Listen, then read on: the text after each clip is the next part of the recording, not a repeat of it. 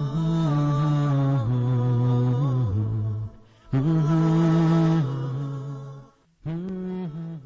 alaikum wa rahmatullahi wa barakatuh. Now the battle has been established and the fighting has begun. Acts of bravery is apparent from the Muslim side, and also acts of bravery wanted to be apparent from the polytheist side, but it soon died when they saw that the people they're fighting were sincere and were determined that the word of Allah prevails. Before the battle took place, as we said, the defeat of 1/3 of the army made the polytheist stronger and the Muslims a bit weaker when the hypocrites decided to abandon the battle, led by Abdullah ibn Ubay ibn Salul. Not only that, Abu Sufyan ibn Harb, before the battle took place, shouted and announced to the Ansar that it's not you that we want, it's not Medina, we want our cousins. So leave us alone and nothing will happen to you. A defector, a traitor from Medina was Abu Amr al-Rahib, the monk, and he was, or the Muslims changed his name into Al-Fasiq instead. And he also tried his best to call his people to obey him, as he was the leader of the people at the time, Aus, before Islam. And when Islam came, he lost all his powers and then nobody cared about him, and they also did not answer him or give him any attention. Abu Dujana made wonders, and he did not kill Hind bint Utbah when he was able to do so, though she was fighting the Muslims, because it is against the ethics of Islam to kill women unless they are fighters. Even in that case, Abu Dujana did not want to stain the Prophet's sword, sallallahu alaihi wasallam, with the blood of a woman. But he has the right to kill her. Yes, he had the right to kill her, but Az-Zubair ibn Awam, who was behind him, he saw the sword like inches away from her skull. And then he held it back. And Az-Zubair ibn Awam says, now I know why the Prophet ﷺ gave the sword to Abu Dujana, because if he had given it to me, I would have not held back. I would have killed her definitely. Zubair ibn Awam, as we know, was one of the bravest companions of the Prophet ﷺ. It was reported that when he embraced Islam, he was like 12 years, 13 years old. He was a child. And the people of Mecca heard that the Prophet was killed in Mecca. And they were not all ordered to fight. The minute he heard this, he went out of his house with his garment, not fully dressed, with a sword hung on his neck. And everybody saw him, were astonished. What is this child doing with this big sword? Until he reached the Prophet ﷺ and said, Alhamdulillah that you are alive. And the Prophet smiled and said, Zubair, what were you going to do with the sword? He said, I was going to chop off the head whoever attacked you or harmed you. So Zubair ibn Awam was one of the bravest soldiers of the Prophet ﷺ, and he fought in all his his battles bravely. Going back to the issue, to the story of Abu Dujana, some who hear his story might think, well, he was trying to commit a form of suicide, and that in Islam this would be something which is impermissible.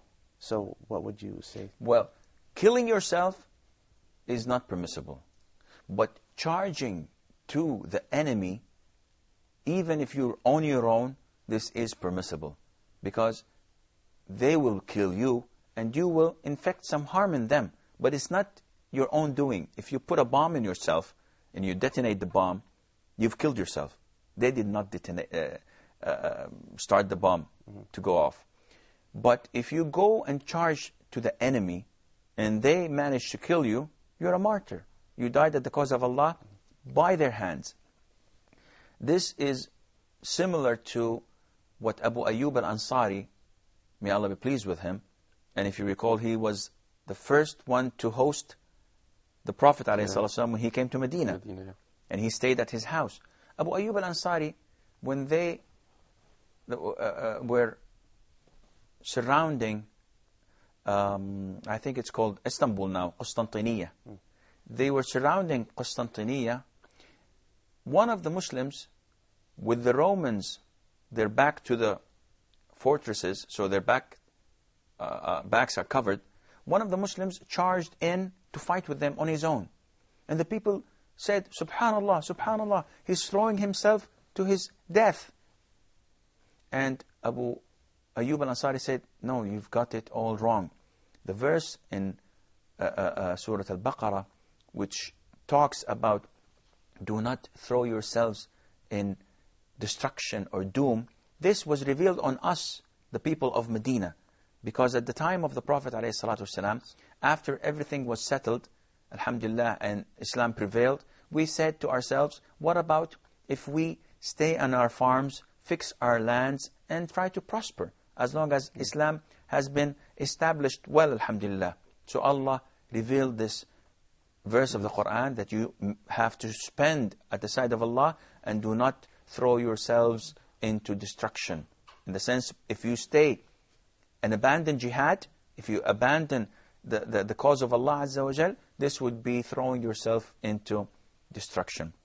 So the scholars say if you charge to an army, this is okay. Samak ibn Kharsha, or Abu Dujana, was not killing himself. On the contrary, he was killing people. And he lived after that to tell, which means that whenever you ask for death in the cause of Allah, when the cause is right, when you are fighting a just war, when you're not deceiving or lying, and when you're fighting under the flag of an imam, not under the flag of a criminal, it has to be an imam where Muslims are gathered under, which is called the Imam al-Muslimin, the imam or the ruler. Then this is a just and fair cause to fight under. Going back to the battlefield, Hamza ibn Abdul Muttalib, and he was the uncle of the Prophet ﷺ, he was also a fierce and strong, brave warrior of Islam. He went also to the middle of the army, killing people like ants with his sword, with his spear, with his shield. Unfortunately, there was an assassin who had only one mission in that battle, and that was to kill the uncle of the Prophet ﷺ. This assassin's name was Wahshi ibn Harb. He was a slave, and his owner was Jubayr ibn Mut'im. Jubayr ibn Mut'im's uncle, Tu'aymah ibn Adi, died on the Battle of Badr. So he brought his Abyssinian slave, Wahshi, and told him, listen, you go with the army to the Battle of Uhud. And if you manage to kill the killer of my uncle, who was Hamza, then you are a free man. I'll set you free. So Wahshi, who was a slave, he wasn't a Muslim, the only thing that he could think of was his freedom.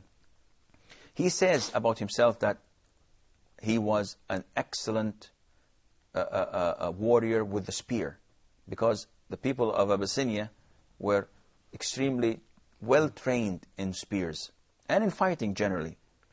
So he went and he just observed what's going on. So he had only one mission, to kill Hamza only. He did not want to kill anyone else. The only thing that he was after was his freedom. So he anticipated, he observed until he saw Hamza. He's talking, describing. I saw Hamza and I just saw the wind of a storm coming and the leaves of trees just flying left and right. He was just like a storm, and people were falling like leaves of trees. He said, I hid behind a big rock. And as he was charging to kill one of the polytheists, I saw a right spot, and as he was going to hit the man, I threw my spear, and it went through his stomach out of his back. He tried to charge at me, but he was too weak to do so, and he died. May Allah be pleased with him. They try to attribute the act of inciting Wahshi to Hind. So is this authentic? Well, no, it's not authentic. And actually the whole story of Hind bint Utbah, of course we know the father of Hind was Utbah ibn Rabi'ah. And he was also killed in the battle of Badr. And Hind was the husband with the wives of Abu Sufyan. She was the wife of Abu Sufyan and the mother of Muawiyah. May Allah be pleased with them all, because they all accepted Islam afterwards. But the stories say that Wahshi was instructed by Hind bint Utbah to kill him, and she gave him a certain reward. If this story is true, there is no contradiction, because Jubair was the owner, and Hind was putting a bounty over the head as a incentive. But the story itself is not true, where it says that Hind, though it's very famous, came and opened his guts and took his liver and tried to chew it, and she couldn't, then she spit it out. This is not true. Though it's quite famous, but it is not authentic, as scholars say.